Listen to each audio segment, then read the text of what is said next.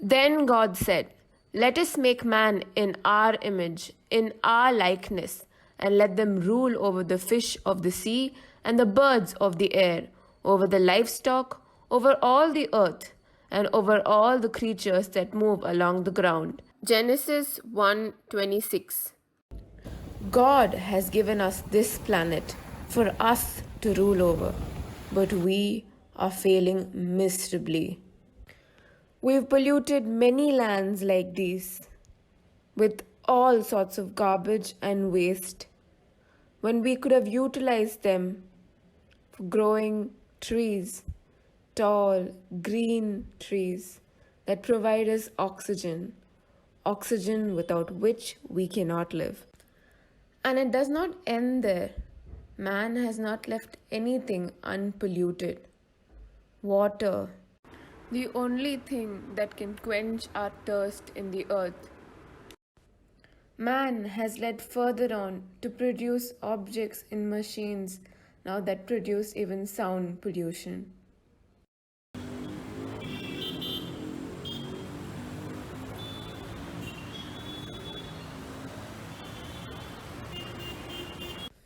But do you think this is the only form of pollution that has been created by man? The answer is no. There exists something called digital pollution. Digital pollution? Huh? What does that mean, you may think? Not many know about it. So I decided to ask a few of my friends and family what they think it is. And here are their responses. No, I really don't know. Unless you explain it, I don't think I really know what digital pollution is. Digital pollution is radiation. Radiation from cell phone towers and digital handsets we use, mobiles, others, even laptops also, Wi-Fi connected laptops, are all digital pollutions. So digital pollution, all I can think of is the pollution that electronic gadgets will cause. Disposing electronic gadgets, we keep buying a lot of say, cell phones, the newest models. So there is definitely a lot of electronic waste generated, and if it's not disposed properly, it will definitely pollute. I don't know exactly what is digital pollution, but I think digital pollution is using storage for random things or useless things, used up data which will not be useful for anyone, but still stored. And Now, let me tell you briefly what digital pollution is. Digital pollution includes all sources of environmental pollution produced by digital tools. It is divided into two parts. The first is related to the manufacturing of any digital tool, and the second to the functioning of the internet. Let's look on to the manufacturing first. Energy and resources are required for building hardware as well. There are currently approximately 5.5 billion smartphones in service, as well as computers connected to the internet. It is estimated that there are at least 40 metals present in a smartphone, and building a laptop requires 240 kilograms of fossil fuel, 22 kilograms of chemical, and 1.5 liters of water. According to Frederick Baudrage, 80% of the energy cost of a smartphone occurs at the time of its manufacture rather than its usage. So, it's necessary that we dispose these gadgets wisely.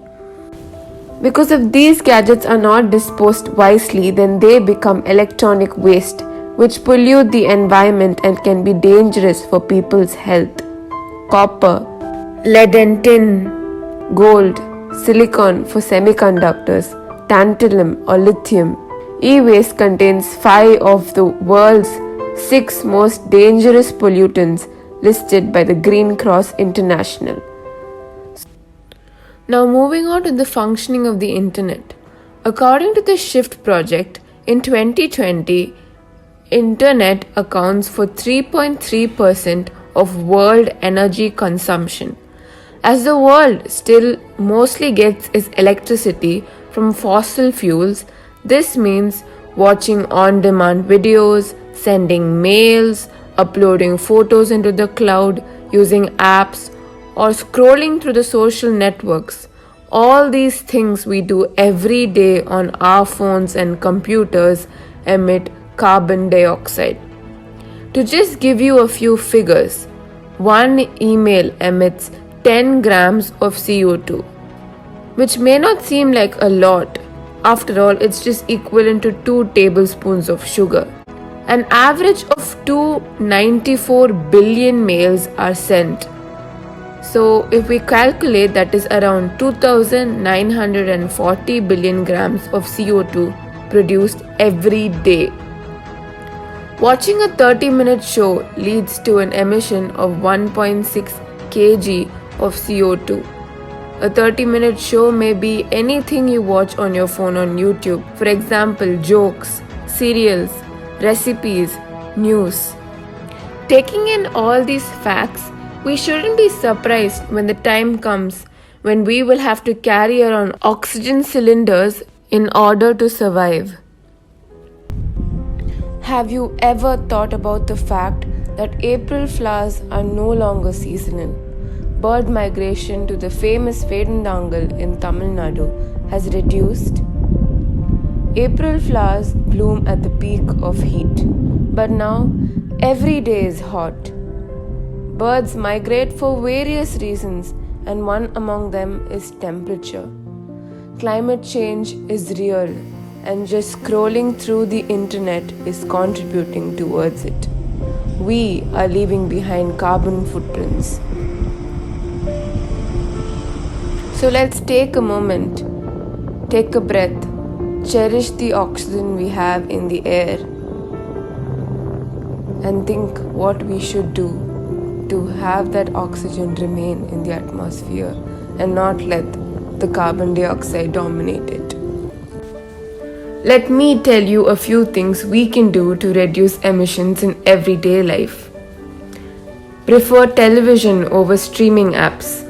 Play songs as audio files rather than streaming them as a video on YouTube, or watch the video at a lower resolution. Use devices longer, definitely more than 2 years at least. Dispose all your old devices correctly.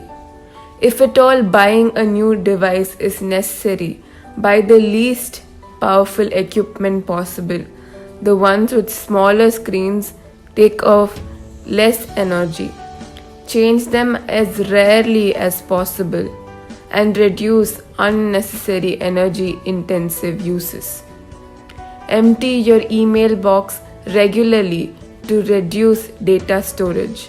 Store data locally. Use the cloud as little as possible. Use Wi-Fi networks instead of mobile networks.